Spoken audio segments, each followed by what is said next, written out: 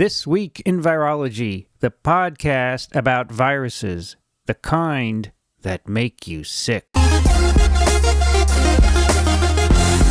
From Microbe TV, this is TWiV, This Week in Virology, episode 1006, recorded on May 11th, 2023. I'm Vincent Drackiniello, and you're listening to the podcast all about viruses. Joining me today from New York, Daniel Griffin. Hello, everyone. I made a point of saying 1006 because last time I said 1006 and 1005, and I made a point of saying I said it correctly. And when I heard it later, I realized I didn't. Okay. All right.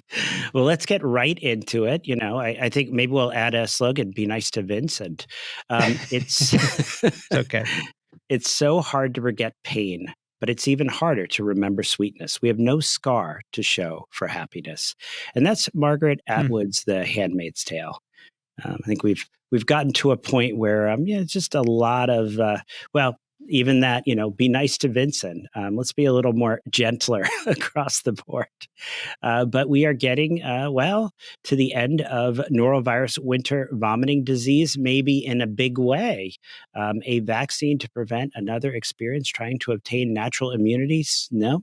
So the article, Immunogenicity and Tolerability of a Bivalent Virus-like Particle Norovirus Vaccine Candidate in Children from 6 months to 4 years of age, a phase 2 randomized double-blind trial, recently published in Human Vaccine Immunotherapy. So early work looking at antibody response and safety, but some encouraging stuff. It would be great not to have to it's the opposite of look forward, dread the winter vomiting disease season each year. Do we know what the correlates of protection are? Are antibodies the whole story there?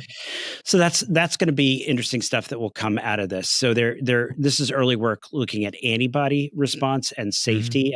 But what I really want to know is efficacy. Does it work? And that's going to help us come up with some good correlates here. Okay.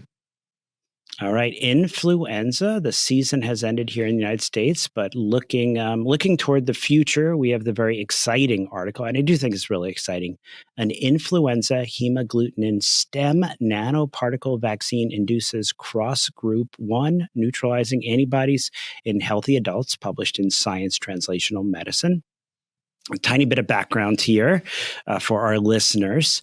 So influenza has its own spike-type protein, the HA or hemagglutinin, not technically a spike, but a glycoprotein. Is it technically a spike? I kind of think it's a spike. Yeah, it's a spike. Yeah, Yep. We'll say it's a spike. So it's a protein decorated with some sugars that binds the virus to its target cells. It's a trimer. It's a little familiar here. So 3 of these proteins all put together to form this spike structure on the surface of the flu virions. It has a receptor binding domain. I mean, it's a good thing about COVID. Well, people are starting to be familiar with this stuff. But in this case, instead of ACE2, it binds to sialic acid on our or other animal cells. So the challenge for us from an immune standpoint and for vaccines is that the head of this flu spike that binds to sialic acid can change enough while still binding that our antibodies do not effectively bind to it. So I sort of think of this molecule like a big maple tree, and that stalk or trunk rising out of the virion surface, that's the part that is invariant. So we think, right? Wait till we put pressure on it. That's interesting. That is the big concern, right? Well, you have to try it. We got to try it. We got to see. Well, that's the issue is if you apply selection pressure, will it start to change? So, this is science. So a little bit more about our flus, right? We've got our flu A, our flu B, our flu C, our flu D. Really, the type A is that classic seasonal one that bounces around. And then people are probably familiar with what are all these different numbers? What's H1 and N1? What's that about? So the H's have a bunch of numbers, 1 through 18. The N's have a bunch of numbers. We start off with H1N1. That's our ancestral 1918. And then as things went, then we got H2 and H3. Same on the other side, N1, N2, up to N11. So what I will say is what's exciting here is could we actually do this instead of guessing which of those, not only which of the H's and which of the N's, but even more which subtypes, can we just go ahead and target what we think to date has been relatively invariant? So here is the chance to read about this first in-human dose escalation open label phase 1 clinical trial that tested an HA-stabilized stem ferritin nanoparticle vaccine. These aren't huge numbers. 52 healthy adults aged 18 to 70 years old enrolled to receive either 20 micrograms or 60 micrograms with a prime boost interval of 16 weeks. I like the timing there. 35, so 74% of the 60 microgram dose participants received the boost, whereas 23% boost vaccinations were missed because of, public health restrictions in the early stages of the COVID-19 pandemic. And the primary objective at this point was to evaluate the safety and tolerability. And the secondary objective was to evaluate antibody responses after vaccination. So they found this was safe and well tolerated with expected mild solicited local and systemic reactogenicity. Most common symptoms included pain or tenderness at the injection site. That was about 20% of folks. Headache, that was about 20%, and malaise, that was about 12%.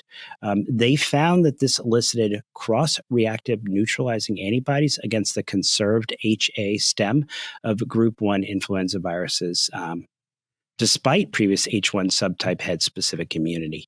And it's sort of interesting. I pasted in a figure to distract Vincent, but these responses were durable with neutralizing antibodies observed more than 1 year after vaccination. Now, do we know what that threshold is for it to still be above what threshold at 1 year? But it was nice to see the data.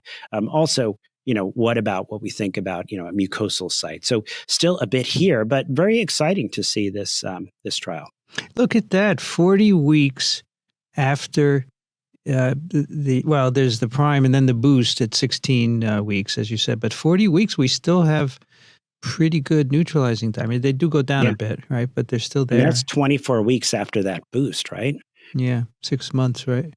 We're not seeing any of that. What do we call it? Waning, contraction? Who knows what we call it? But dropping of those levels.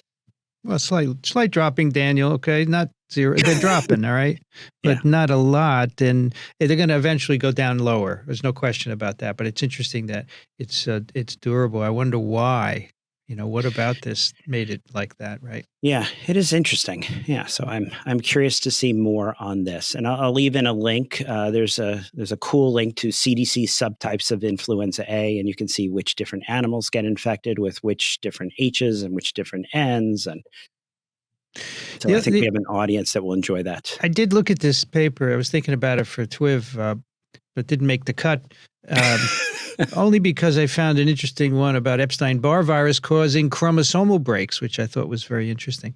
But they're not looking at T cells, and we do think that T cells are really important for influenza protection. So hopefully they will do that at some point, right? Yeah, I think that would be great. I mean, there's always been a focus with influenza on antibodies, right, and correlates of immunity. But it would be great to have a better understanding of T cells. And I think if anything we've learned from the last few years is that T cells are really important to be looking at. I know it's harder to look at them, but yeah, don't just, Yep.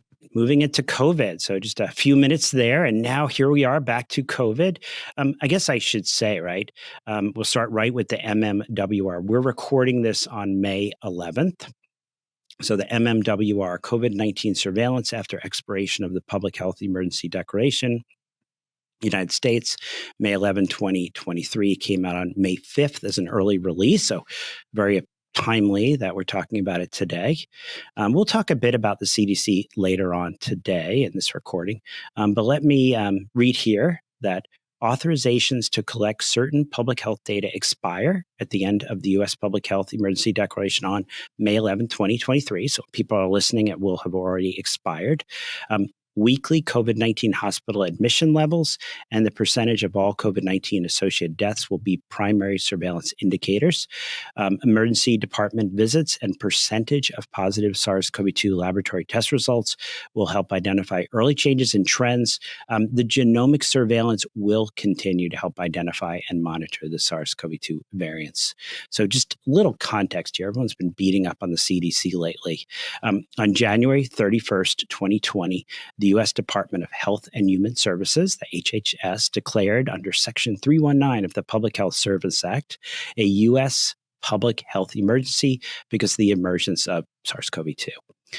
After 13 renewals, the public health emergency expired, past tense, when people hear this, on May 11th, 2023. And so authorizations to collect certain public health data expired on that date as well. We will get less data. It will be less timely, kind of like getting the weather 3 weeks after the fact and just the average temperature with a wide margin of error. Okay. All right. Also, another MMWR, provisional mortality data of the United States 2022 came out. And remember, this is CDC stuff. So the graphical abstract really captures the data well. So, maybe our surgeons can enjoy this as well. Look at the pictures. The National Center for Health Statistics, NCHS, National Vital Statistics System, collects and reports annual mortality statistics using U.S. death certificate data. I think we've talked before about the fact that you don't put COVID on the death certificate, it's not going to end up here. And we know that there might be some underreporting in certain parts of our country.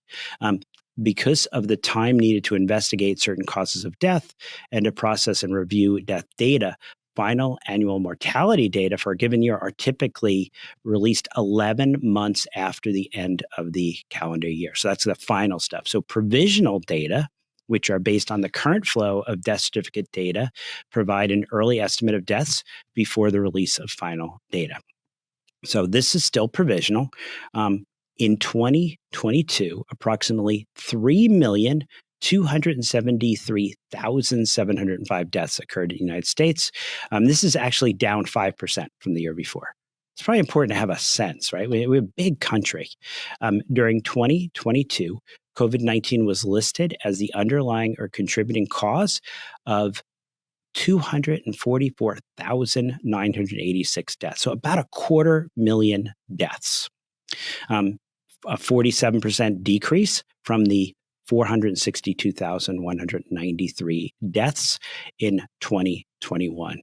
And I just want to compare these numbers to the estimated 19,000 flu deaths for this recent season. So in what way is COVID now the flu? I just have to echo that every time people use the word mild in the same sentence as COVID, this contributes to people not getting treatment and people dying. So I'm going to vent a little here, but 19,000 deaths from the flu. Last year, 244,000, almost 250,000 deaths from COVID.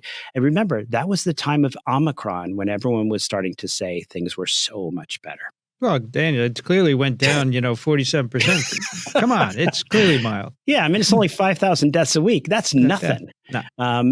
So now I was out for a walk the other day, and the person who said this, asked not to be identified as the person who said it. But their comment was, "Where are all these people coming from? Didn't all the old people and vulnerable people with medical conditions, didn't they already die? What are we doing? Making new ones every day?" Yes, Virginia, we are making new ones every day. Every day, each of us gets older. Each day, new people are developing new medical problems that put them at risk. And just to give people context, it's estimated that every day about 10,000 people age into Medicare. So plenty of us supply for people to continue to have issues with COVID. All right, the article, Targeted Vaccine Messaging to Promote COVID-19 Vaccines for Children and Youth, published in Pediatrics. So I was recently down in Atlanta. While down there, I was talking to my friend Juan Po-Tu, and we were talking about what did we need to do a better job. There's lots of articles coming out, lessons learned, what do we need to do better? And one of the things that we settled on was we needed better communication, particularly around the vaccines. So the objective of this study was to assess the effectiveness of distinct messaging types in promoting COVID-19 vaccination intentions for parents of children and adolescents. So the investigators collected data from Voices of Child Health in Chicago Parent Panel Survey from October to November 2021. Parents were randomly assigned to read one of four message types and then report their intentions to vaccinate after this. So it's really interesting. There's an introductory format, and there's really, I'll say, four things that they can talk about. They can talk about it being well tolerated. They can talk about it being safe and tested. They can talk about trusted parents vaccinating their children. And then they talked sort of a last one where COVID-19 vaccine will be available and recommended. So the sample included 898 parents compared with a control group, which didn't get targeted with these messages. The proportion of parents who were very likely to vaccinate their children was higher when messages highlighted that other trusted parents have vaccinated their children. So that's kind of that story when I say, you know what, my children all were vaccinated, or the vaccine is safe and thoroughly tested, but not when we use words like well tolerated. So after adjusting for parent and child characteristics, the odds of being very likely to vaccinated remained high in the trusted parents group, but not in that thoroughly tested group. So that seems to be the biggest message, is talking about the fact that parents they trust are doing this. So I think it's important for us to study and understand what's the best messaging to get across when we're talking about vaccines. And I'm also going to leave in a link to a paper I published a few years ago about how much people trust their physicians and those conversations that they can have with physicians. But I also want to make a comment about nurses here, Vincent. I'll leave in a link to a Gallup poll where for the 21st year in a row, nurses are the most trusted profession in the US. Yes, I listened to the other episodes.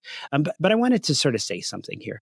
You know, a lot of times I see interactions between physicians and nurses that are, I'll say, a bit hierarchical. And I'm going to encourage physicians to move away from that paradigm. You know, nurses are our colleagues. If you take that time to educate and explain vaccines to a nurse and they understand that, they are going to spend a lot of time having discussions with patients, and they are actually even more trusted than we are. So just my nod to nurses. And I'll even throw in the fact that my oldest child just got into nursing school. So we're quite proud. All right. So I wanted to talk a little bit as we get into testing. I'm going to share a story. And so this, you know, is sort of this question, have we forgotten how to make the diagnosis? So we had an individual show up at one of our hospitals on Saturday. And the story from the daughter was, my dad is just not right. You know, he's normally a sharp, bright guy, but he's confused. We brought him in. We're not sure what's going on. You know, his neighbor has COVID and his neighbor just keeps coming over and visiting him. So I'm quite worried that maybe this is COVID. Could you test him? And unfortunately, the response was, you know, we have just done away with routine COVID testing. And since your dad doesn't have a fever, doesn't seem to be acting like COVID, we're not going to test him. Well, 2 days went by. By Monday, he was febrile. He was starting to require oxygen.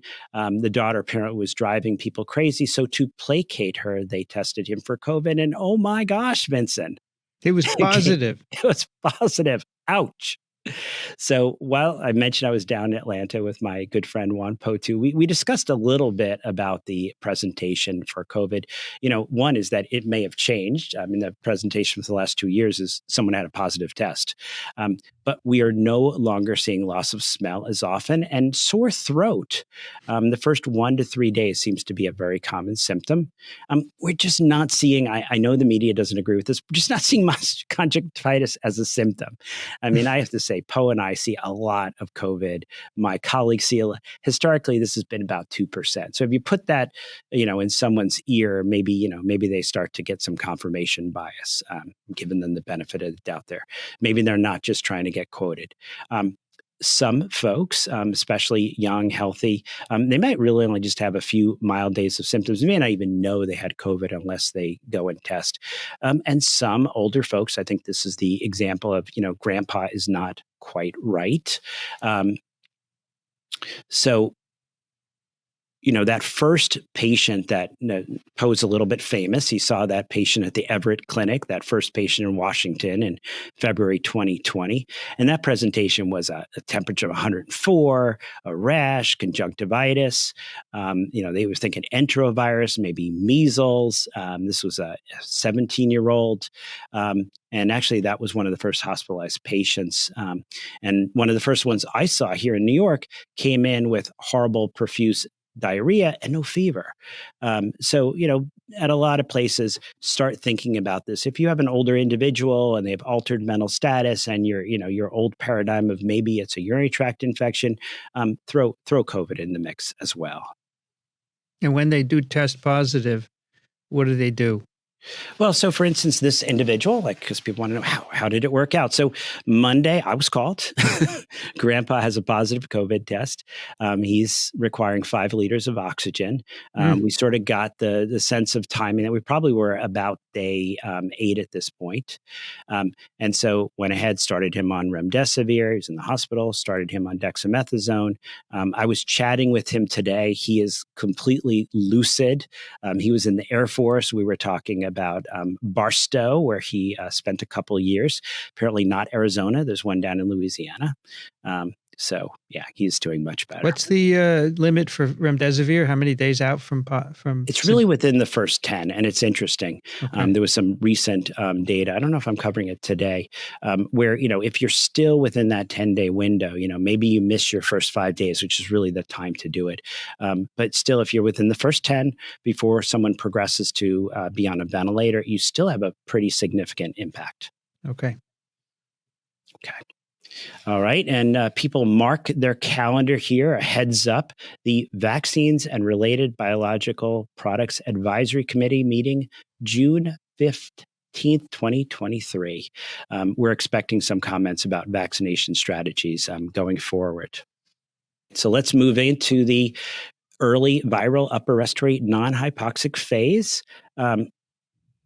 Just want to comment, isolation for the infected. I think sometimes we forget about that, but that comes up. People, how long do I have to stay isolated? What's going on here? But this was updated March 21st, 2023. We'll leave a link in. Just want to keep everyone on the same page here. These recommendations, interesting enough, no longer change based on COVID-19 community levels. That makes sense. Bunch of discussions, but then they talk about ending isolation after day 5. But one of the things I will comment is when you go through this, you actually get linked back to some isolation recommendations for healthcare workers that have not been updated since August or September of 2022. So I might circle back to the comment there in a moment. But here's, I think, also a perfect place to put a link to the article, How to Overhaul the CDC, published as an opinion in the New York Times by Tom, how to pronounce that? Inglesby, and yep. J. Stephen Morrison. So just some context here. So Inglesby, yeah. Inglesby is the director of the Johns Hopkins Center for Health Security. Dr. Morrison is a senior vice president at the Center for Strategic and International Studies. And they conducted an investigation of the CDC's pandemic preparedness and response during the COVID-19 pandemic. And the first 2 sentences outlined the issue. Long recognized as the nation's leading public health institution and widely respected around the world, the Centers for Disease Control and Prevention has recently seen its reputation shaken, its performance compromised. As a result, public trust in the institution has eroded. The study has some very critical comments. I'm just going to These are their comments. The CDC stumbled terribly at the beginning of the pandemic when it could not meet the urgent imperative to distribute COVID tests widely across the country. It then struggled to clearly and quickly communicate its changing guidance on vaccines, masks, and precautions for workplaces and schools. State and local public health agencies, as well as the private sector, became exceedingly frustrated in their attempts to engage with the agency. Governors, congressional leaders lost patience, stopped listening, and made their own choices. This fed a chaotic national response that put people at risk and further eroded public confidence. They then go on to say the CDC's communications are terrible. As a common refrain we've heard from senior elected officials. The agency is responsible for communicating new information and analysis to the public and private sector, its assessment of the latest infectious disease threats to congressional leaders, its recommendations to the Department of Health and Human Services in the White House, and more. It also remains imperative for the agency to speak directly and meaningfully to skeptic Americans, in part by combating pervasive conspiracy thinking and misinformation. Right now, these major communication demands exceed the CDC's capacity. After the criticism follows, there are lots of constructive comments. Some comments about the great people at the CDC, but I will say I agree that this is an historic opportunity for change that cannot be squandered, and it is imperative that we improve things at the CDC. Daniel, you should be the director. You know what I'm going to muse here a little. What I think they need, I think they need a communication center in Washington right there. I'm a little, it's a little bit of a problem that the CDC is in Atlanta. Mm-hmm. And our government is in Washington, D.C. And in a sense, maybe the director of the CDC is too big a job. You sort of want someone with that title doing the communication in Washington. And we need that. And it needs to be one-on-one. They need to be accessible. They need someone trained in science communication. Don't sign me up for all the bureaucratic responsibilities that go with the other part of the job. All right. I think there's an opening. All right. The article, Impact of Severe Acute Respiratory Syndrome, Coronavirus 2 Variants on Inpatient Clinical Outcome, was published in CID. This one, I'm going to say, it's a little bit tricky. So I want to be careful for people not to just use this for, supporting their agenda. But they are investigating outcomes of patients hospitalized with different variants. So we do not have the first comparison between the number of infected getting hospitalized. So this is, you end up in the hospital, they're going to look at the variants, and they're going to tell us about the different outcomes. So in this study, inpatients with COVID-19 at 5 hospitals in the eastern United States were included if they had hypoxia, tachycardia, tachypnea, or fever, and they also had that SARS-CoV-2 variant data. The data is now in, and they found that although risk of severe disease or death for unvaccinated patients with Omicron was lower with Delta, it was similar to ancestral lineages. Severe outcomes were less common in vaccinated inpatients, with no difference between Delta and Omicron infections. So, Daniel, that's, again, you said up top people are dying. So what is this risk of severe death is lower? How can they compare that to a previous season? Yeah, right? That's an interesting issue too, right? So you got to, they're trying to sort this out, and I think what they're trying to do is ask that question that people, we're saying, there's this idea out there, right? 466,000 died in 2021, 250,000 just died in 2022. Was that difference variant specific, or if you break it out, is it really a difference that's driven largely by unvaccinated versus vaccinated? Mm-hmm. So here you're looking at folks that end up in the hospital. You look at the variant data, it's not a big driver. The big difference is being vaccinated versus unvaccinated. Yeah, and of course the patients are different as well, and that's sometimes hard to control for because they're maybe different in ways you don't know about, right? You'd almost expect the Omicron to be a little bit better because, the most vulnerable died, right? I mean, over 1 million people have died of COVID. So the same, the most vulnerable people have already died. And I think, something interesting here that was in that early MMWR data is there's a trend towards a higher percent of the deaths occurring in the nursing homes, in the homes.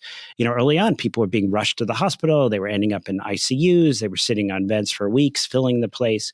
It was very, very visible, people dying. So now when people ask about their experience, they say, hey, there aren't that many people here in the hospital with COVID. Yeah, because we are just basically letting them die at home. We're letting them die in the nursing homes. We're saying we know enough now to say that's not going to be helpful to bring them in and put them on a ventilator for weeks and let them die there.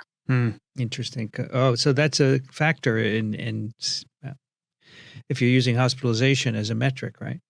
It's a huge, if you're looking at ER visits and hospitalizations, and now more and more people are just making that decision to, leave them home. And that's going to, and also it's a big impact on perception. You're not seeing them. The deaths are becoming more invisible. And I think it's important not to let them be invisible. I think it's important for people to continue to make decisions about who is high risk and who can I help. And when you are looking at someone who's high risk, who actually has a chance of progression to severe disease, to death, to ending up in the hospital, any of the other disease issues, number one, Paxlovid, remdesivir, molnupiravir, convalescent plasma in that particular setting, and let's avoid doing harmful and useless things. So I was, Danny, yesterday I was at an infectious disease society of New York meeting at Columbia, and I was talking with an ID person there, and she said some of her colleagues keep telling her about Paxlovid rebound. She can't believe it. What's really tough, Vincent, is early on, right? This is just like, do the variants cause conjunctivitis? A lot of media folks called around and they found people that, tend to always say what they want them to say. And they talked about, my family members, I had 8 of them and 4 of them had rebound. And, I'm sort of wondering, is this person actually even seeing patients? How come they're prescribing, Paxlovid to their, family members? You would think that they'd be prescribing to other people, have more experience. This rebound terminology has really got stuck in there. And I think we have to be careful. It's sort of my warning to my colleagues, like, don't just say what the media person wants you to say. Say the truth. You could say, you know what, I've been doing mostly administrative work. I haven't treated hundreds of patients. Just let's stop with this misinformation. So let's call this what we called it early on. It's the second week. It's the period of the cytokine storm, the hypoxic phase. No rebound here. And when you get into there, this is when people might end up in the hospital. When we talk about steroids at the right time in the right patient, that oxygen saturation less than 94%, that's at rest. You don't have to walk the COVID patients up and down the stairs to find an excuse. Let's update those electronic health record order sets, anticoagulation guidelines. We just had American Society of Hematology meeting this morning for a couple hours. So we have guidance there. Pulmonary support. We talked about remdesivir a little bit earlier. If you're still in the first 10 days, some immune modulation beyond steroids with tocilizumab or baricitinib. Avoid those unnecessary antibiotics and unproven therapies. Unless you get into that later, week 3, or if this person has a concomitant bacterial infection. Remember, that's present in some cases, particularly people that are staying in the ICU for a long period of time. It's week 3.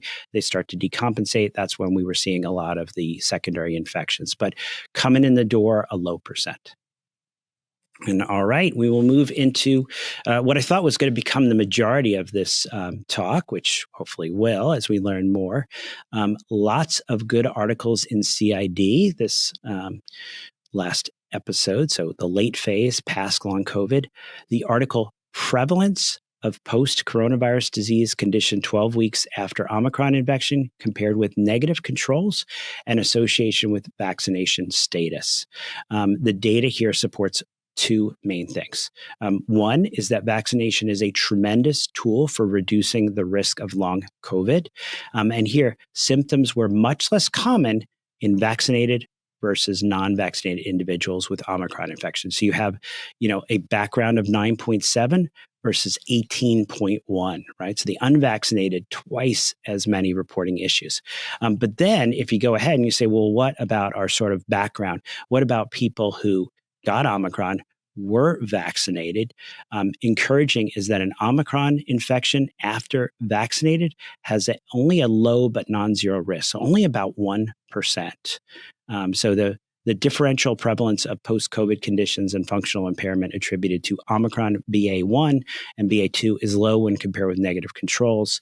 Vaccination is associated with a lower prevalence of post-COVID symptoms. And I do like the fact that they still talk about the Omicron sort of subtypes, because Omicron is now, I think, someone who maybe it was the same person who was talking about all their family members with rebound, was saying, what's really good is we don't have to memorize all those Greek letters anymore. the virus is still changing. So, and I will say, maybe it's been a while since I've said this, the plural of anecdote is still not data. So although I have lots of anecdotes from patients about improvement with probiotics, I was very interested to hear about a late-breaking abstract presented at the annual Digestive Disease Week conference. I didn't see you there, Vincent. Gut bacteria cocktail helps long COVID. These are results of a randomized placebo-controlled trial in which patients received the active microbiome treatment called SIM01, which comprises 3 bifidobacteria species with a total of 20 million colony-forming units per daily dose for 6 months versus placebo. 70.2% of patients with digestive complaints at enrollment said they felt better after 6 months with SIM01, compared with 54% of those on placebo. Placebo rate is pretty darn good. Findings were similar for the other 4 symptom categories, with improvement rates of 42 to 77.3% with the microbiome product. Response rates with placebo were roughly 15 to 24 points lower in all categories, with p-values well below 0.05. So interesting, big placebo effect, but you're actually seeing about a 20% above placebo impact here. And this study actually, like, what's the science here? So the study builds on gut microbiota-derived symbiotic formula, SIM01, as a novel adjuvant therapy for COVID-19, an open-label pilot study, with actually reported that the plasma levels of interleukin, IL-6, monocyte chemoattractant protein 1, so MCP1, macrophage colony stimulating factor, MCSF, tumor necrosis factor alpha, and IL-1RA were reduced significantly in the SIM01, but not in the control group. So is this applicable to all probiotics? Should we start recommending bifidobacterial species over lactobacillus-containing probiotics? Should we do more studies? It's always the last answer. All right, so let me close out by saying no one is safe until everyone is safe. I do want everyone to pause the recording right here and go to parasiteswithoutborders.com and click donate. The little bits help, the big amounts help. We are now having our Foundation International Medical Relief of Children fundraiser. So May, June, and July donations made to Parasites Without Borders will be matched and doubled by PWB up to a potential maximum donation of $20,000 from PWB to FIMRIC. Time for your questions for Daniel. You can send them to daniel@microbe.tv. Bob writes, Dr. Griffin, is it known whether the new RSV vaccine can be received concurrently with COVID-19 and or influenza vaccines? So when I looking at the study, I don't remember that there was any concurrent, and it would be ideal to know that, right? Because when people come in the fall, it would be great to be able to get here's your flu shot, here's your RXV. That's that catchy name for the RSV vaccine. So it would be important to know. I don't know that at the moment.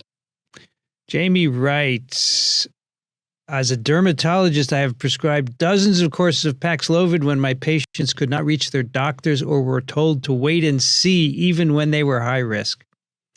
All right, I wonder what you would advise me and people like me to do now that the public health emergency has ended. I have a genetic immunodeficiency and secondary lymphoproliferative disorder. I've been on maintenance rituximab for 13 years, and despite holding it for 9 months from the start of the pandemic, got no antibodies from any COVID vaccine. For 3 years, I've worn a pamper at work as a dermatologist, have to be right in people's faces, even oropharynx, since I treat mucous membrane pemphigoid. I always wear an N95, never eat indoors, generally isolate, but my daughter will be home from college and work at a summer camp this summer. I am left out of CME dinners, not sure how safe I will be as the only masked person at conferences. My husband had COVID a month ago. Amazingly, I did not get it. There's no data on how people like me are faring with COVID. I have a plan, of course, and we'll get Paxlovid and likely convalescent plasmid if I test positive. I don't fight viral infections well, but IVIG has helped a lot. I've survived influenza with a fairly normal course and Tamiflu. Do I have to isolate forever? Do I have to make my daughter live in the basement? There's so little guidance for people like me. I'm not aware of any transparency on who is still dying of COVID. The 1,000 a week, the elderly, yes, but also transplant patient, B-cell depleted patients. I can't help feeling like my life is considered an acceptable loss at this stage of the pandemic. Thank you, as always, for your compassion, guidance, and care. Yeah, Jamie, this is tough, right? I mean, we talked about communication, and, this is when people say things like, well, fortunately, only people, who are older or have multiple medical problems are dying. Well, what's that? You actually are doing a tremendous amount. We want to keep you around, right? I mean, I really appreciate that as a dermatologist, you're stepping up and prescribing Paxlovid when, my gosh, people who really should be doing it should be doing that when their doctors are telling them to wait and see or just being inaccessible. So you're in a tough situation here. It's not easy to get a good access to a T cell test to be able to sort of give you individualized assessment of your risk. I think I've talked about, I think it was last time I talked about, there is a replacement for Evusheld on the horizon. AstraZeneca is doing its Supernova trial, I think it's called. So hopefully that's going to be something that you can add on here. Jumping in with that Paxlovid early. Once Paxlovid is licensed, I think people like you will probably have it there in the house so they could start as soon as possible, because that really seems to be with the antivirals. The sooner you get going, the better. I don't not think you're going to have to isolate forever. I mean, this is one of these challenging things. We're not going to get any data going forward that is better. But who are those 250,000 people that died last year? Yeah. The majority of them are people over the age of 75, people that have multiple medical problems, people who are immunocompromised. You unfortunately are a high-risk individual. Isabella writes, tested positive for COVID, first time December 22, have been dealing with long COVID symptoms ever since: fatigue, new onset of migraines, brain fog, upper chest tightness, etc. 23-year-old woman with asthma, vaccinated and boosted, been diligent about wearing a mask, started to mask less when I got COVID. I've gone back to wearing a mask everywhere in public, but I see very few other people wearing masks now. I wonder if having long COVID puts me at a greater risk for complications if I get a second COVID infection, and if you would recommend someone with long COVID continue wearing a mask in public. Yeah, this is one of those situations that we've been talking about for a little while, about moving to a one-way masking situation, right? Because, there was a point in time when everyone was wearing masks, and sort of this idea that each person was doing something with regard to source control themselves, should they have a pre-symptomatic or asymptomatic infection, or, gosh, particularly as we read in the VA study, right? 50% of healthcare workers symptomatic going back to work. Again, like the individual above, you're someone that I would be worried about. Right now you've demonstrated that with that COVID infection, you developed long COVID. And the story you're describing here is actually very similar to some of the patients I take care of. The fatigue. I'd love to have a conversation about post-exertional malaise or not. New onset migraines. Yes, we see quite a bit of that. The brain fog, upper chest tightness, worsening of asthma, right, because of this inflammatory trigger. So I would be concerned if you got another COVID infection, would that exacerbate your long COVID symptoms? And Ellen writes, Dear Daniel, the CDC guideline says 4 to 8 weeks for the initial 2 shots. WHO say 8 to 12. And she gives a link for that. What, in your opinion, is the best interval to shoot for? Sorry for the pun. I thought I learned from TWiV that a longer interval gives better protection, but is that in terms of efficacy or durability? So I'll start there. Yes. So both. This again, this a little, I hate to be critical of the CDC, but I know that the initial studies were done, 3 to 4 weeks, and those saying 4 to 8 weeks. But we've talked a lot about, our understanding of the immune system. It probably was too quick. It was done because we're in a pandemic. We probably should not be recommending still that 4 to weeks. I would say, based upon what we know, based upon the science, the WHO guidelines make more sense. But it really probably would be a minimum of 3 months. 6 months may actually be ideal. I know, Vincent, I'm going to let you jump in on that too. Make sure we're on the same page. I think 8 to 12 is good, the WHO guidelines, but physicians in the US are going to probably follow CDC guidelines, right? I think it's tough. I mean, I think, the CDC has to move a little bit quicker. Like I vented a little bit up above about we're still following healthcare, staying home from work guidelines from August and September. Have things not changed? When they came out with that guidance in March, you need to clearly say right at the top, this is for everyone. This is for everyone except healthcare workers. The science, I think, is pretty good at this point, that if you give someone a second shot at 4 weeks, that may have been what we studied, but we did that because we were in the middle of a pandemic. It's better to wait 3 months minimum between the first and the second shot. Let that full germinal center process evolve. You're probably, yeah.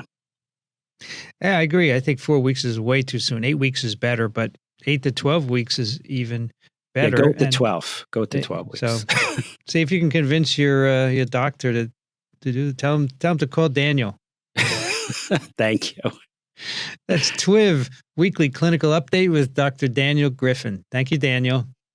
Hello, everyone. I will say, be safe out there. And I know with the one-way masking, a lot of people are not wearing masks. A lot of people are making decisions. And, don't be critical. Remember that quotation I started with: a little kindness, a little bit of conversation, and everyone be well.